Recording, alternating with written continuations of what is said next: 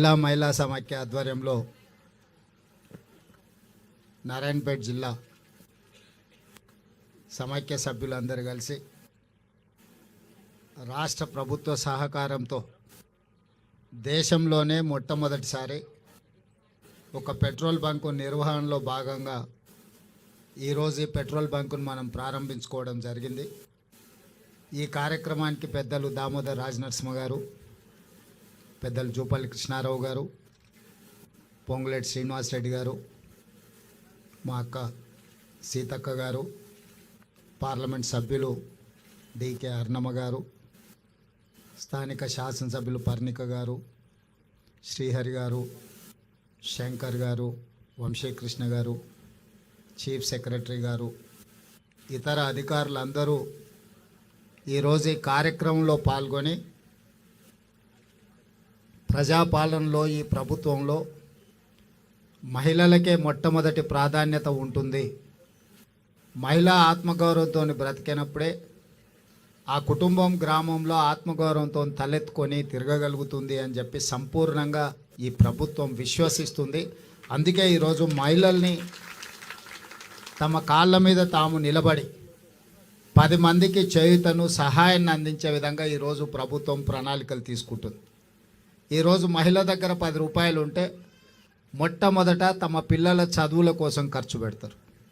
ఆ తర్వాత పిల్లలను ఎదగడానికి, పిల్లలు ఆరోగ్యవంతంగా ఉండడానికి, వాళ్ళకు ఒక సంస్కారం నేర్పడానికి ఖర్చు పెడతారు. ఆ తర్వాత కుటుంబము 10 మంది ముందు గౌరవంతో బ్రతకడానికి అవసరమైన విధంగా ఖర్చు పెడతారు. కానీ అదే ఇంటి ఆయన చేతిలో 10 రూపాయలు ఉంటే సాయంత్రం పోయి బెల్ట్ షాపులు ఇచ్చొస్తాడు. అందుకే ఈరోజు ఈ రాష్ట్రంలో ఆనాడు పివి నరసింహారావు గారు స్వయం సహాయక సంఘాలను మొదలుపెట్టి, ఆ తర్వాత రాజశేఖర రెడ్డి గారు, ఆనాడు అర్ణమ్మ గారు మంత్రిగా ఉన్నప్పుడు ఈ జిల్లాలో సంఘాలను, ఉమ్మడి మహబూబ్నగర్ జిల్లాలో సంఘాలను బాగా పెంచేదానికి, పెంపొందించేదానికి వాళ్ళకి అన్ని రకాలుగా ఆ రోజు సహకారం అందించారు. తెలంగాణ రాష్ట్రం వచ్చిన తర్వాత మహిళా సంఘాలకు గ్రహణం పట్టినట్టుగా కొంతకాలము చాలామంది ఎలాంటి సహాయం లేక, ఆదరణ లేక ఇబ్బందులను ఎదుర్కొన్నారు. కానీ మన ప్రభుత్వం ఏర్పడిన ఎంబడే మొట్టమొదట మళ్ళీ మహిళా సంఘాలను పునరుద్ధరించాలి, మహిళలను ఆర్థికంగా బలోపేతం చేయాలి అని చెప్పి ఈరోజు కొత్త సంఘంలో సభ్యులను చేర్చుకుంటూ ఈ సంఘాలకు అవసరమైన బ్యాంక్ లింకేజ్లతో పాటు ఇతర వ్యాపార నైపుణ్యాన్ని కూడా నేర్పాలి అని చెప్పి ఈరోజు ప్రభుత్వం నిర్ణయం తీసుకున్నది.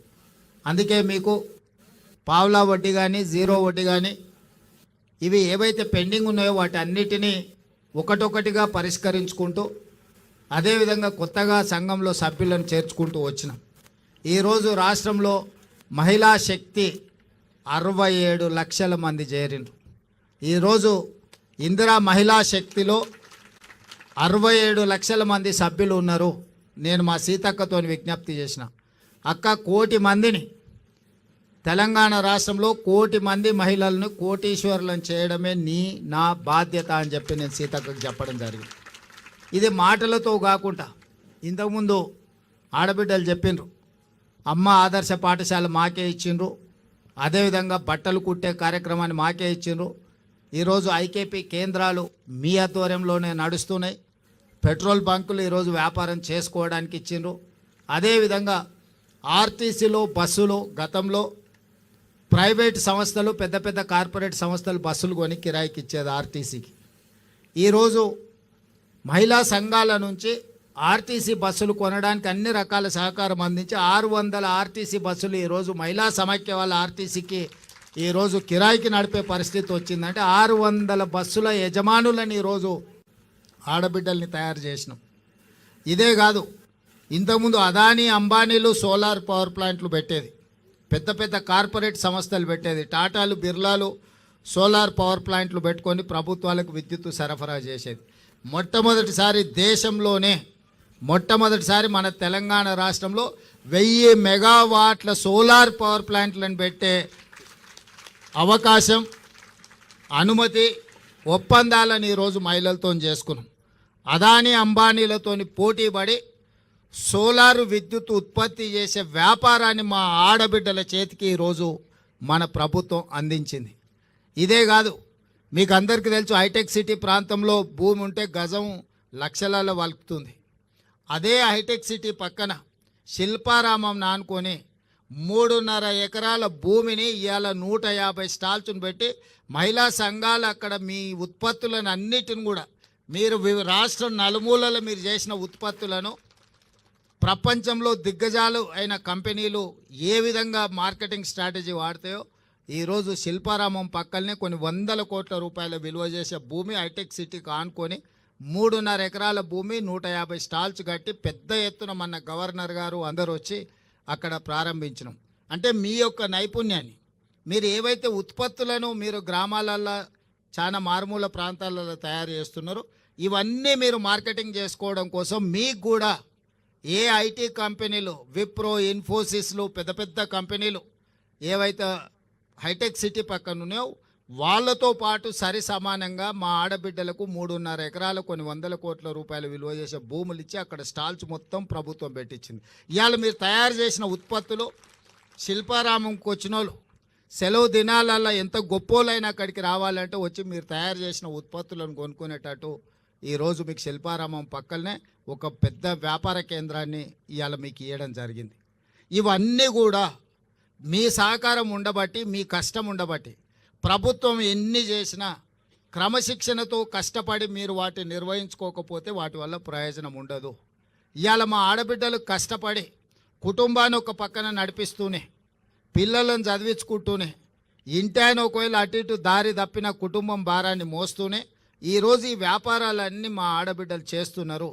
తొందరలోనే మహిళా సంఘాలకు డ్రెస్సులు రానట్టున్నాయి, డిజైన్ కూడా అయిపోయినాయి. సంవత్సరానికి 2 మంచి జతల చీరలు ఏ సంఘం మీటింగ్ పోయినా మీరు ఆత్మగౌరవంతో ఒక మంచి డ్రెస్ కోడ్తోని మంచి క్వాలిటీ ఉన్న వాటిని ఇవాళ ప్రతి ఆడబిడ్డకు 2 చీరలు ఇవ్వాలి అని చెప్పి దాదాపుగా నాకు తెలిసి 67 లక్షల మందికి 1,30,00,000 పైగా చీరలు, ఒక్కొక్కరికి 2 జతల చీరలు సంవత్సరానికి ఇవ్వాలని మన ప్రభుత్వం నిర్ణయం తీసుకున్న దాదాపుగా 1000 కోట్ల రూపాయలు మీ చీరల కోసమే ఈరోజు మా ఆడబిడ్డలకు మీ సోదరుడుగా ఈరోజు మీకు చీరలు కానుకగా ఇవ్వాలని సంఘంలో చేరిన సభ్యులకు ప్రతి సంవత్సరం 2 చీరలు ఇవ్వాలని ఇవాళ ప్రభుత్వం తీసుకున్నాం.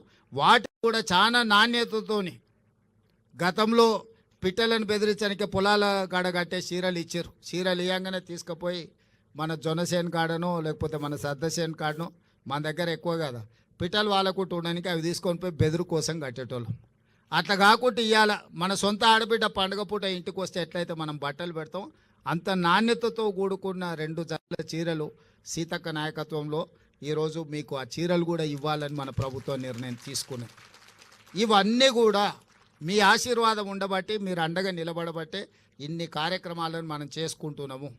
ఇవన్నీ భవిష్యత్తులో ఇంకో కొనసాగాలి అంటే మీరు సంపూర్ణంగా మద్దతు పలకాలి. ఏ కుటుంబం కూడా ఒకటే రోజు ఒకటే సంవత్సరంలో అన్ని సమస్యలు తీరవు. మనం ఇల్లు కట్టాలన్నా, ఇంటి ముందర అలుక్కోవాలన్నా, పండుగ చేసుకోవాలంటే కూడా ఇల్లు అలకంగానే పండుగ అవుతుందని పెద్దలు అన్నారు కదా. అట్లనే ఒక్కొక్కటి పరిష్కరించుకుంటూ వస్తున్నాం. మళ్ళీ చాలా రోజులకు మళ్ళీ మిమ్మల్ని ఒంటింటికే పరిమితం చేసిన పరిస్థితి నుంచి మళ్ళీ బయటకు వచ్చి మీరు మీ స్వయంగా మళ్ళా పనులు కార్యక్రమాలు తీసుకునే స్టేజ్కి ఈరోజు మనం వచ్చినాం. ఇక్కడ నుంచి ఇంకా వ్యాపారంలో వేగంగా ముందుకు పోవడానికి అవసరమైన ప్రణాళికలు చేస్తాం. నేను చీఫ్ సెక్రటరీ గారికి అదేవిధంగా దివ్య రాజేంద్రన్ గారికి కూడా నా సూచన ఒకటే, ఈరోజు మీరు రూరల్ అండ్ అర్బన్ రెండింటిని సపరేట్గా చూస్తున్నారు. రూరల్ అర్బన్ లేదు. తెలంగాణలో మహిళల ఒక్కటే, కార్పొరేషన్లో హైదరాబాద్లో ఉంటే ఒక రకము, లేకపోతే ఇవాళ నారాయణపేటలో ఉంటే ఇంకో రకం కాదు. మహిళలు అంటే తెలంగాణలో మహిళలందరూ ఒక్కటే. దీన్ని మొత్తం ఒకటే విధానంతో తీసుకొని ముందుకు రావాలి. దీనికి సంబంధించి ఒక ప్రత్యేకంగా మొత్తం వ్యవస్థను ఏర్పాటు చేయాలి. హైదరాబాద్లో ఉన్న వాళ్ళు ఎవరు? మా నారాయణపేట, మక్తల్ నుంచో, లేకపోతే దేవరకద్ర నుంచో, కొడంగల్ నుంచో, లేకపోతే కల్వకుర్తి, అచ్చంపేట నుంచో, మక్తల్ నుంచి పోయిన వాళ్ళే హైదరాబాద్లో ఉన్నారు. ఎవరు ఉన్నా మన చుట్టాలే కదా, మనోళ్ళే కదా ఎవరైనా, ఇక్కడైనా అక్కడైనా. అందుకే ఇప్పుడు అర్బన్ వేరు, పట్టణ ప్రాంతాలు వేరు, గ్రామీణ ప్రాంతాలు వేరు మహిళా సంఘాలకని గత ప్రభుత్వం నిర్ణయాలు ఉన్నాయి. ఇప్పుడు అట్లా కాకుండా మహిళలు అంటే మహిళలందరూ ఒక్కటే. తెలంగాణ రాష్ట్రంలో 1,00,00,000 మంది మహిళల్ని స్వయం సహాయక సంఘాలలో సభ్యులుగా మార్చాల్సిన అవసరం ఉన్నది. మన చుట్టాలు ఎవ్వరున్నా సంఘాలలో చేర్చండి. కోటికి మనం చేర్చుకోవాలి.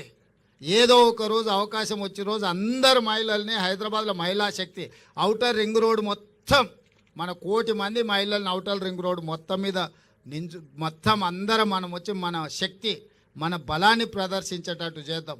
ఆ రోజు అరుణమ్మ గారి సహకారంతో ప్రధానమంత్రిని కూడా పిలుద్దాం. తెలంగాణ మహిళా శక్తిది మాకు నిధులు ఇవ్వండి, మా ఆడబిడ్డలకు ఇస్తారు. కేంద్ర ప్రభుత్వం ఇవ్వాల్సింది కదా, ఇయ్యారని నేనేమో అంటలే నేను ఏం. సో కేంద్ర ప్రభుత్వం నుంచి కూడా మనం సహకారం తీసుకుందాం. ఇది రాష్ట్ర కేంద్ర ప్రభుత్వాలు ఇచ్చిపుచ్చుకునే ధోరణిలో ఉండాలి. ఎన్నికలు వచ్చినప్పుడే రాజకీయాలు, మిగతా సమయంలో అభివృద్ధిలో వాళ్ళ వాటా వాళ్ళు అత్తగారింటి నుంచి అయినా తల్లిగారింటి నుంచి అయినా ఏదైనా పిల్లల మంచి కోసం వస్తుందంటే వద్దనేదే ఉంది. ఇప్పుడు అరుణమ్మకు ఇది తల్లిగారిలు, అవతల అత్తగారిలు. తల్లిగారింటికి ఏం తెచ్చినా అత్తగారింటికి ఏం తెచ్చినా మనం ఏం వద్దనేది లేదు. ఇంకా ఎక్కువ నిధులు తీసుకురావాలి అరుణమ్మ గారు. మనం అవసరమైనప్పుడు మనందరం కలిసి ఒక తాటి మీద నిలబడాలి, మన ప్రాంతాన్ని అభివృద్ధి చేసుకోవాలి. ఎన్నికలు వచ్చినప్పుడు ఎవరు రాజకీయాలు వాళ్ళు చేసుకుంటారు. ఇవాళ 1,00,000 మంది మహిళల్ని కోటీశ్వరులను చేయడమే లక్ష్యంగా, అందులో భాగంగా ఈరోజు ఈ పెట్రోల్ బంకు మనం ఏర్పాటు చేసుకున్నాం. నా సూచన, ఆల్రెడీ మనం జిల్లా మహిళా సమాఖ్యలకు బంగ్లాలు ఇచ్చినట్టున్నాము కట్టుకోవడానికి. అవి వేగంగా 5 కోట్లు ఒక్కొక్క జిల్లా మహిళా సంఘ భవనానికి ఇచ్చినాం. ఇవే కాకుండా ప్రతి జిల్లాల మొదటి స్థానంలో సిఎస్ గారు అన్ని జిల్లాలలో ఒక జిల్లాకు ఒకటి అన్ని పెట్రోల్ బంకులు ఇచ్చి ఏర్పాటు చేయాలి. ప్రభుత్వ భూములను ఎక్కడెక్కడ ఉన్నాయో వేయండి. మంచిగా బాగా వ్యాపారం జరిగే దగ్గర చూసి వాళ్ళకి ప్రభుత్వ భూమి ఇద్దాం. దానికి అవసరమైన పెట్టుబడులు ఆ బీపీఎల్ కానీ ఐఓసి కానీ ఏ కంపెనీలు ఉంటే ఆ పెద్ద కంపెనీలతో మాట్లాడదాం. అరుణమ్మ గారి సహకారం కూడా తీసుకుందాం. ఎందుకంటే కేంద్ర ప్రభుత్వానికి సంబంధించిన సంస్థలు అవి, వాళ్ళ నుంచి కూడా పెట్రోల్ కానీ దీనికి కానీ ఏమేం కావాలనో మొదట జిల్లా స్థాయిలో చేద్దాం. తర్వాత కనీసం ఒక్కొక్క అసెంబ్లీకి ఒక్కటన్నా మనం ఈ పెట్రోల్ బంకులు పెట్టించేస్తే ఆ లోకల్ సమైక్యాలకు ఆర్థిక సమస్యలు తీరుతాయి. వాళ్ళ నిర్వహణ కోసం కానీ వాళ్ళ ఇల్లు అంటే వాళ్ళ ఆఫీస్ కానీ వాళ్ళ రెగ్యులర్ మీటింగ్లకు కానీ ఎలాంటి ఇబ్బంది లేకుండా ఉంటుంది. ఇలాంటి కార్యక్రమాలన్నీ కూడా తీసుకొని ముందుకు వెళ్తాం. మీ అందరి సహకారం ఉండాలి. అభివృద్ధిలో ఏది ఉన్నా నిస్సంకోచంగా అడగండి. పర్ణికమ్మ ఇక్కడ స్థానిక ఎమ్మెల్యే గారు మొదటి నుంచి వాళ్ళ తాతగారి నుంచి కూడా ఈ ప్రాంతానికి సేవలు అందించిన కుటుంబాలవి. వారి చిట్టెం నర్సిరెడ్డి గారి నుంచి వారి వరకు 3వ తరంలో ఈరోజు ప్రజాసేవలో వాళ్ళు ఉన్నారు. వాళ్ళ తండ్రి వెంకటేశ్వర రెడ్డి గారు ప్రజాసేవలోనే వాళ్ళు చనిపోవడం జరిగింది. ఆ కుటుంబం మొదటి నుంచి మీకు అండగా నిలబడ్డది. అన్ని రకాలుగా మీకు అండగా భవిష్యత్తులో కూడా ఉంటారు. ఆ కుటుంబాన్ని కూడా మీరు ఆదరించండి. భవిష్యత్తులో మీకు ఎన్ని రకాల సహకారం రాష్ట్రం ప్రభుత్వం వైపున అందిస్తా. రేపు స్కూల్లో వచ్చే లోపల స్కూల్ డ్రెస్సులు కానీ స్కూళ్ళ నిర్వహణ అన్నిటికంటే ముఖ్యంగా మన పిల్లల భవిష్యత్తు చదువు మీదనే ఆధారపడ్డది. చదువుకుంటే జీవితంలో అన్నీ సాధించవచ్చు.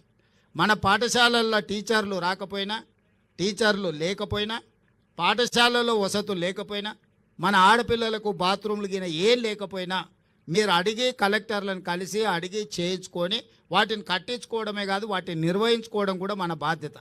కట్టుకొని మనం గాలికి వదిలేస్తే ఊర్లో వాళ్ళు వీళ్ళు అది పాడు చేసేస్తే మన పిల్లలకి ఇబ్బంది అవుతుంది. ఊర్లు పెరిగిపోయినాయి, ఆడపిల్లలు ఎక్కడ బయటికి పోలేని పరిస్థితి ఉంటుంది. మనం ఆ టాయిలెట్స్ మెయింటెనెన్స్కు నీళ్లు కానీ ఇతర కానీ మీరే తల్లులు, మన పిల్లల బాధ తండ్రుల కంటే తల్లులకు ఎక్కువ తెలుస్తుంది. ఆడపిల్లలు ఇబ్బంది ఎట్లా వస్తుంది, స్కూల్లో పొద్దున్న నుంచి సాయంత్రం వరకు కూర్చోవాలంటే వీటి నిర్వహణ కూడా మీరు జాగ్రత్తగా చేయండి. అందుకే ఆ నిర్వహణ కూడా మీ చేతుల్ని పెట్టిన. మీకంటే ఎక్కువ ఆడపిల్లల బాధ ఎవరికి తెలియదు. ఆ ఆడపిల్లలు బడిలో ధైర్యంగా చదువుకోవాలంటే వాళ్ళకి కావాల్సిన వసతులు మనం చూడాలి. నిధులు నేను ఇస్తాను, నిర్వహణ మీరు చేసుకోవాలి. నిర్వహణ సరిగ్గా చేయకపోతే నిధులు ఇచ్చినా ప్రయోజనం ఉండదు. నిర్వహణ మీ చేతిలో పెట్టుకోరు. టీచర్లు రాకపోతే రాసుకోండి, కలెక్టర్కి పోయి చక్కగా ఫిర్యాదు చేయండి. ఎందుకంటే ఒక్కొక్క టీచర్కు మనం 1,50,000 జీతాలు ఇస్తున్నాం. ఆ సార్లను పిలిపించుకుంటేనే మన పిల్లలకు చదువు వస్తుంది. సార్లు రాకపోతే మనం ప్రభుత్వం ఎన్ని పెట్టినా మనకి ఏం ప్రయోజనం లేకుండా పోతుంది. కాబట్టి పాఠశాలల మీద ప్రత్యేకమైన దృష్టి పెట్టుండ్రి. మన ఊర్లో ఉన్న పాఠశాల మంచిగా ఉండాలి.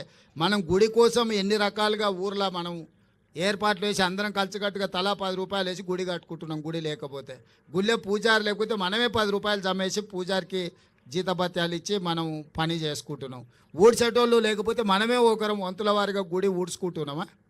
మరి అదే విధంగా బడిని కూడా మనం అట్లా నిర్వహించుకోవాలి.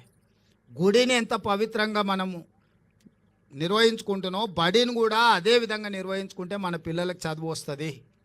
కాబట్టి వీటన్నిటిని కూడా బాగా చేసుకోండి అని తెలియజేస్తూ మీ అందరి దగ్గర సెలవు తీసుకుంటున్నా. ధన్యవాదాలు అక్క జల్లేంలారా.